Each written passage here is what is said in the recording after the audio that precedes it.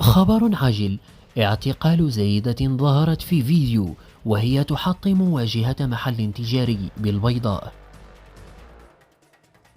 اعتقال سيدة ظهرت في فيديو وهي تحطم واجهة محل تجاري بالرباط وتسرق محتوياته. إليكم التفاصيل.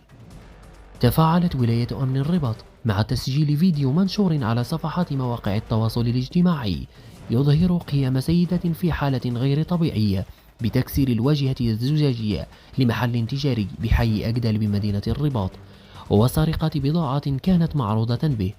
وقد أوضحت الأبحاث والتحريات المنجزة على ضوء هذا الشريط أن الأمر يتعلق بقضية تعالجها حاليا مصالح منطقة أمن حسان أجدال بمدينة الرباط، جرى تسجيلها في ساعات متأخرة من مساء يوم الثلاثاء، وأسفر التدخل الفوري لعناصر الشرطة بخصوصها عن توقيف المشتبه فيها بعد مرور وقت وجيز من ارتكاب هذه الأفعال الإجرامية. وقد تم الاحتفاظ بالمشتبه فيها تحت تدبير الحراسة النظرية رهن إشارة البحث القضائي الذي تشرف عليه النيابة العامة المختصة، وذلك للكشف عن ظروف وملابسات وخلفيات هذه القضية.